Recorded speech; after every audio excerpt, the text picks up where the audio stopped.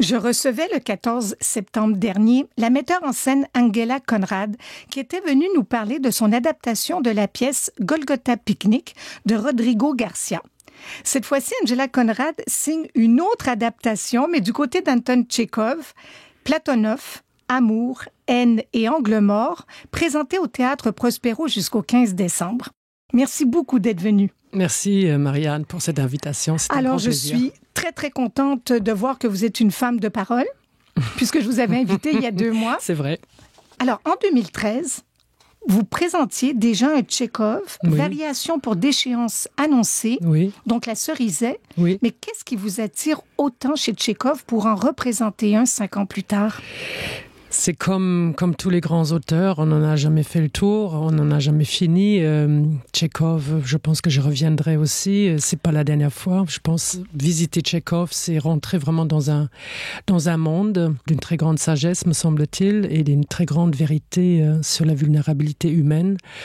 Tchekhov nous touche, on aime Tchekhov, et puis c'est vrai que c'est sa première œuvre, et après avoir travaillé la Cerizet, qui est sa dernière œuvre, j'avais envie de me confronter à Platonov, qui est une version inachevée, en fait, qui est un texte qui est resté dans une version inachevée. Et qu'il n'a jamais vu, puisqu'il est mort en 1904, oui. Et que la pièce a été retrouvée, je pense, en 1921. Exact, oui. Donc c'est dommage, parce que je ne sais pas s'il aurait été content de son travail, mais moi, ce qui m'a frappé, Angela Conrad, c'est de voir qu'à 18 ans, un jeune garçon pouvait déjà écrire une pièce comme celle-là. Mais peut-être, c'est une hypothèse, peut-être il n'est pas revenu sur Platonov parce que c'est un volcan. C'est une pièce qui, pour moi, justement, contient tout ce que peut contenir la pulsion de cet âge-là. Et peut-être, il n'est pas possible de revenir là-dessus. Et on le retrouve d'ailleurs chez d'autres auteurs comme Brecht ou Büchner, par exemple. Les premières œuvres, souvent, c'est des œuvres qui restent parfois dans un état un peu à la fois intégral et inachevé. C'est d'ailleurs un paradoxe. Cette traduction nous est parvenue il y a quelques années de Markovitch et Françoise Morvan, et on appelle cette version la version intégrale alors qu'elle est inachevée. Il a donc fallu tailler dans cette version intégrale. Oui. Et c'est pour ça que vous avez pris ces 2 traducteurs, justement parce que c'était leur version intégrale qui était le plus proche de la thématique qu'aborde Tchekhov. C'est la première fois qu'on a traduit l'intégrale de la version inachevée de Platonov. Oui. Et donc, c'était un défi aussi pour moi comme dramaturge, adaptatrice, de tailler là-dedans. Comme je disais, on rentre là-dedans comme dans une forêt vierge. Et puis, ce qui est très émouvant aussi, non seulement c'est de découvrir que tout Tchekhov est déjà contenu dans cette première pièce, mais on assiste aussi à un devenir auteur d'un jeune homme qui a 18 ans et qui s'exerce, qui aiguise sa plume, on pourrait dire, et qui, comme on le sait, a écrit 2 ans auparavant des mélodrames à la française, des vaudevilles, qui étaient très à la mode en Russie à l'époque, pour gagner de l'argent et sortir son père des dettes. Donc, après 2 ans, il avait envie de passer à autre chose. Il a écrit Platonov. Donc, je pense que c'est très autobiographique par ailleurs. Est-ce que c'est une responsabilité supplémentaire quand on adapte un classique?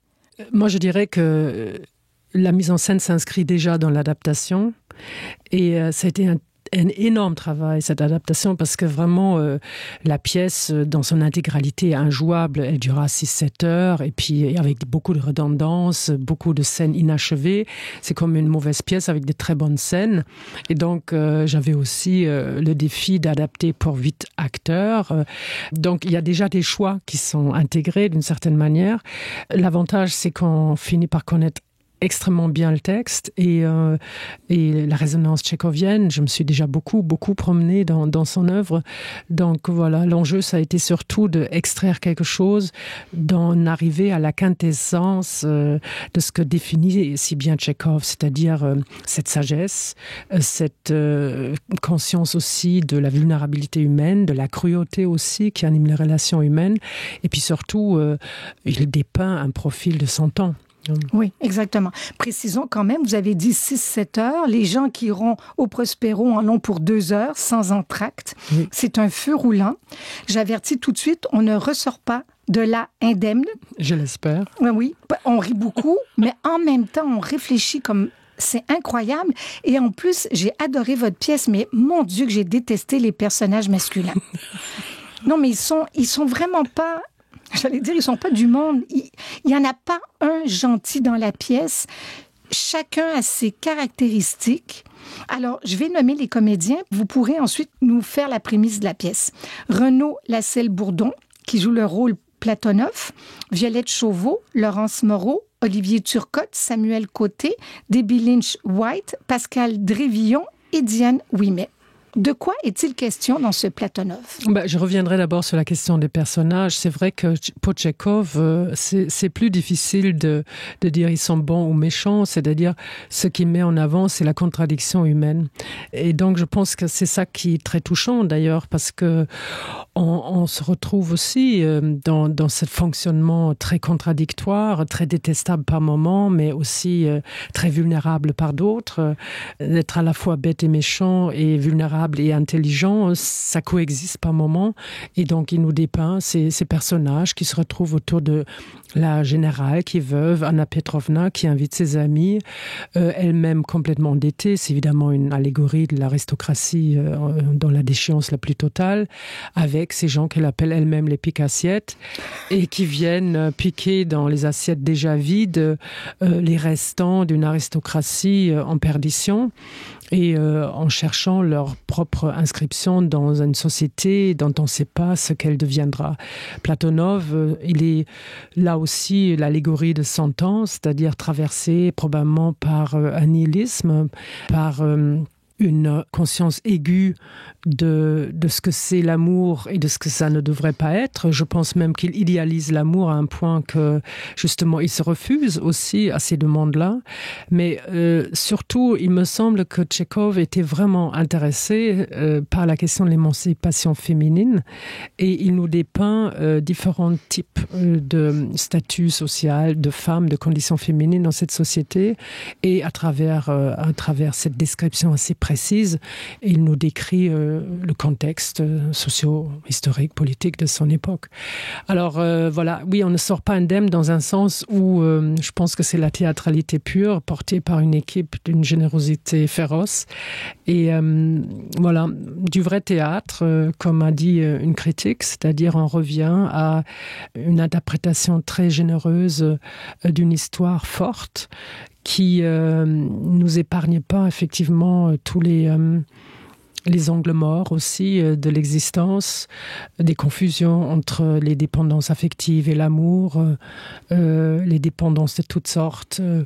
Voilà, je pense que c'est porté en plus par une langue extrêmement actuelle, extrêmement perspicace, et j'ai voulu faire un travail très chirurgical, très précis, mené avec une très grande rigueur, ayant opté aussi pour des choix esthétiques radicaux, parce qu'il me semble que ce réalisme à la Tchekhov, dont on parlait beaucoup, évidemment, à travers Stanislavski, a demandé une vraie relecture, donc aussi de l'esthétique tchékovienne. Et donc, je me suis beaucoup intéressée à lire et relire ce texte, et parfois aussi à le considérer à l'envers de ce que notre intuition parfois affective peut nous dicter comme choix. Et ça donne effectivement, je pense, une proposition esthétique et artistique très, très puissante. En tout cas, c'est le retour que nous avons des spectateurs qui sont venus jusqu'à maintenant. Angela Conrad, vous signez aussi la scénographie et les costumes. Oui. Vous avez décidé de dépouiller, mais alors au maximum. On entre au Prospero, tout est blanc. Il n'y a à peu près rien sur scène. On s'accroche au texte et Dieu sait s'il est important. Dépouiller le texte, dépouiller pour arriver au sens, pour faire entendre. J'aurais pas pu mener ce travail sans l'aide de la direction technique aussi du Théâtre Prospero. Le Théâtre Prospero, Carmen Jolin, avec qui je me suis entretenue depuis des années pour trouver la pièce qu'on avait envie de faire ensemble. Toute l'équipe du Théâtre Prospero nous a fait un accueil extraordinaire, et ça m'a vraiment permis aussi d'aller assez loin dans les choix que j'ai faits. Oui, cette idée était là depuis le début.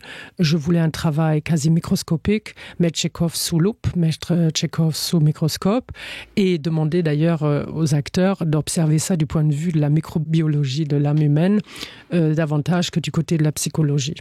Si je vous demandais, question un peu piège, Platonov, qui est quand même le pilier de la pièce, Quel genre d'individu est-il? Comment est-ce que vous pourriez le décrire en quelques mots? C'est un mélange entre Hamlet. Moi, je pense que c'est la réponse de Tchekhov à Hamlet et Don Juan, traversée par des courants philosophiques du nihilisme, que ce soit Nietzsche, Schopenhauer, etc., du 19e siècle. Donc, c'est un savant mélange des deux, je dirais. Oui, parce que Platonov, au fond, il est comme un aimant pour toutes ces femmes sur scène, parce que sur la distribution de 8 comédiens, il y a 5 femmes, 3 hommes. Chacune est attirée pour des raisons différentes. Lui repousse, en même temps attire de son côté. Il ne veut pas s'impliquer, même s'il est marié. Il est comme autodestructeur pour lui et pour les autres. J'arrivais difficilement à le cerner et il m'a habité pendant plusieurs jours. J'arrivais pas à mettre des mots. Je me disais, oui, il a été obligé d'être instituteur parce que lui-même est ruiné. Oui, c'est un séducteur, mais en même temps, il aime provoquer. Il est malheureux. Et je me demandais s'il aurait été capable de s'en sortir avec les outils qu'il avait. Alors, je suis très intriguée par la question « Pourquoi est-il un instituteur ?» Oui. Alors, je pense que pour Tchekhov, c'est aussi la question du futur, de l'héritage. Qu'est-ce que nous transmettons ou qu'est-ce qu'il peut transmettre justement aux générations futures? D'ailleurs, on ne voit jamais les enfants, on ne voit jamais la classe. Il habite dans sa classe à la fin, comme dans un taudis, comme un chien d'ailleurs. Donc, il y a quelque chose qui est complètement évacué de ce côté-là. Oui, c'est un diamant noir. C'est, je l'appelle un désastre.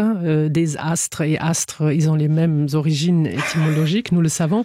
C'est un désastre qui plonge les autres dans le désastre, mais en même temps, il dit sur toute chose la vérité. Et donc, j'ai eu cette idée qu'il incarne quelque part la vérité et il demande à tous de se confronter à la vérité. Donc, il est lucide, il sait ce qu'il fait aux autres et à lui-même. Absolument, absolument. Mais il ne peut pas s'empêcher de le faire. Absolument, il renvoie chacun à sa vérité, il renvoie chacun à ses propres contradictions. Et je pense que ainsi, il nous montre tous les procédés de défense, de stratégie de défense possibles des uns et des autres face à la question de la vérité. C'est son leitmotiv de omnibus, aut nihil, aut veritas. C'est dit dans le texte, de toute chose, soit on dit la vérité, soit on dit rien. Et depuis le début, d'ailleurs, il renvoie aux femmes de réfléchir. À plusieurs reprises, cette phrase revient en permanence. Réfléchis, réfléchis, toi réfléchis. Ne cherche pas, en gros, de t'épanouir à travers moi. Existe par toi-même. Et c'est toute une question sur comment exister, s'épanouir, que sont les autres dans ce cercle parfois de l'épanouissement de soi ou de fantasme de la réalisation de soi. Donc il nous renvoie beaucoup à ça et je pense que c'est un jeu assez cruel autour de la question de la vérité et aussi de nos défenses. Et même s'il y a de l'interdépendance de sa part à lui et de la part des femmes, je trouve que le côté positif de la pièce, si on devait retenir qu'une chose, moi je le verrais comme les femmes dans cette pièce-là vont quand même réussir à s'en sortir. Elles ont fait un pas. Elles veulent devenir autonomes, elles ne veulent plus être dépendantes.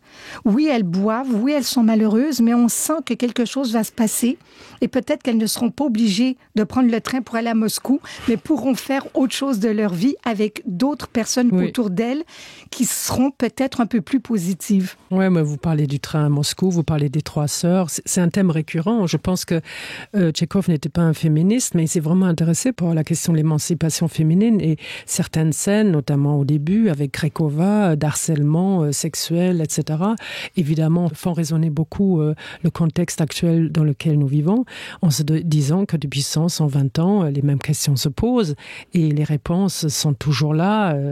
Et il faut reposer ces questions-là, chercher encore des réponses. Et puis, moi, je pense que, mais peut-être de par la négative, c'est une invitation à réfléchir sur la condition féminine encore et toujours, ce qui reste quand même une importance vraiment de premier ordre. Oui. Angela Conrad, j'invite maintenant les gens à aller au Prospero jusqu'au 15 décembre. Discussion garantie après la pièce. Et je vous donne pour une 3e fois rendez-vous très bientôt. Merci beaucoup, Marianne. Merci beaucoup d'avoir accepté. Merci.